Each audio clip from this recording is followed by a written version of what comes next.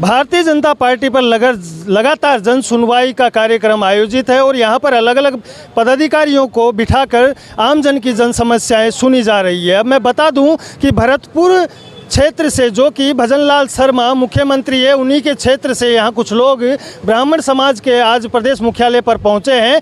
का कहना है कि एक ब्राह्मण पुजारी के साथ अत्याचार होता है, उनके साथ जानलेवा हमला होता है, कहीं न कहीं उनकी ज़मीन को दबाने का काम किया जा रहा है।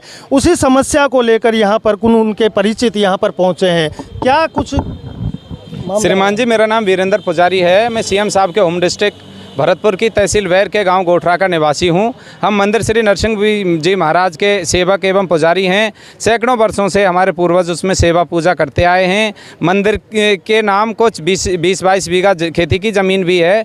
अब फिलहाल होता क्या है श्रीमान जी, कुछ असामाजिक तत्वों की जो नज़र है, नियत है, वो मंदिर की ज़मीन पर है और मंदिर प्रांगण है उसको तोड़ के वो अपनी जाति विशेष की धर्मशाला मैरिज होम बनाना चाहते हैं। चूँकि हम पुजारियों ने उसका विरोध किया तो उन्होंने बड़े ही दम से बलपूर्वक, चूँकि हमारा एक घर है और वो पूरा गांव एक समाज विशेष का है, तो उन्होंने हमें वहां से बलपूर्वक मार पीट के मंदिर को हाईजैक करके, चूँकि अब वो खुद ही उसमें सेवा पूजा कर रहे हैं, हमें वहां से भगा दिया गया है। उसके बाद हमारी पेयजल की निजी, हमारा खातेदारी का खरीदा हुआ खेत था, उसमें हमने 10 लाख का बोरवेल कराया। उस बोरवेल को, चूँकि हमारी पेयजल की जो गाँव घर के लिए और खेतों के लिए सिंचाई के लिए पेयजल था, उसमें बोरवेल में उन्होंने आग लगा दी और हमारी सारी लाइनें तोड़ के और नष्ट कर दिया। हमारे लाइटें, कैमरे, सीसीटीवी फुटेज। कौन है वो लोग, कौन है, आप भी यहाँ पर पहुँचे हैं, कौन है वो लोग जो आपके साथ इस तरीके का दुर्व्यवहार कर रहे हैं?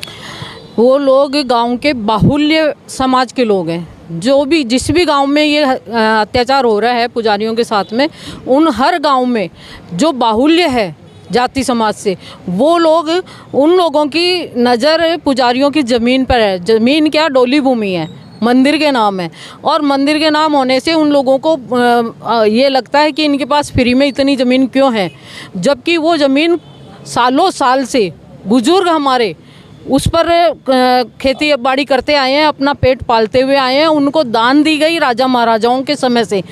जब यहाँ बाहर के पाकिस्तान प्रदान होती है तो यहाँ के जो पुजारी है उनके साथ ऐसा व्यवहार क्यों हो रहा है?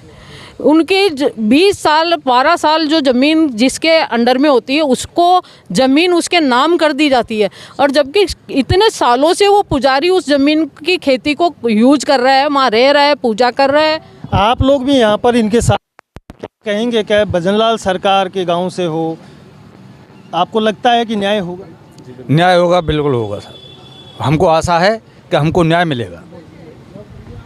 कुछ लोग हैं जो यहाँ पर उनकी आस को लेकर कहते हैं कि जब किसी के पास जाते हैं तो आशा को निराशा में तब्दील कर दिया जाता है। क्या भजनलाल सरकार इनकी मांगों को सुनेगी, इनके साथ हो रहे अत्याचार पर अंकुश लगा पाएगी? ये तो समय बताएगा। मगर आज ये यहाँ पर ज्ञापन देने पहुँचे हैं क्योंकि पुजारी का अगर मामला मैं बता दूँ तो पिछली पूर्ववर्ती सरकार में एक बहुत बड़ा मामला था शंभू पुजारी की मौत का, जिसको लेकर डॉक्टर किरोड़ी लाल मीणा, जिन्होंने यहाँ पर 10 दिन का धरना प्रदर्शन किया था और उस बॉडी को लेकर जब तक बैठे रहे जब तक उनका न्याय नहीं मिला। क्या किरोड़ी लाल मीणा इनके लिए भी न्याय के लिए लड़ेंगे? क्या इनकी मांगें पूरी होगी? क्यों आखिरकार ब्राह्मणों के साथ अत्याचार होता नजर आ रहा है? क्या भजनलाल सरकार इनकी मांगें पूरी करेगी? क्या इनको सुरक्षा मुहैया प्रदान किया जाएगा? आगे क्या है, क्या लगता है आप? श्रीमान जी, आप आइए। ये हमारे साथ एक और हैं, ये भी कहना चाहते हैं कौन है वो लोग और ऐसा अत्याचार क्यों कर रहे हैं? देखो जी, मैं राजेश कुमार वैष्णव।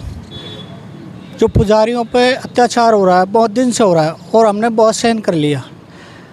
अगर सीएम साहब या भारतीय जनता पार्टी जो सरकार है, इन्होंने हमारा न्याय नहीं किया तो हम पूरे राजस्थान के पुजारी को, ऑल इंडिया के पुजारियों को यहाँ बुला के और विश्व का जो धरना है ना, वो देंगे ज़रूर, क्योंकि हमें न्याय चाहिए। पुजारियों के साथ ही ऐसा होता है, ऐसा क्यों होता है? क्या आपको लगता नहीं है भजनलाल सरकार ने जिस तरीके से शुरुआत में बनते ही एक्शन लिए हैं, तो आपको लगता नहीं है कि न्याय मिलेगा यहाँ पर? हाँ, न्याय मिलेगा, हमको उम्मीद है, भजनलाल सरकार से उम्मीद है, ऐसा बात नहीं है।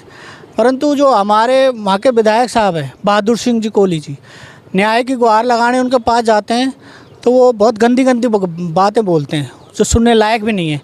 ये भी गलत बात पार्टी है। के विधायक हैं? बीजेपी के विधायक हैं और हम खुद बीजेपी के बहुत वरिष्ठ कार्यकर्ता हैं।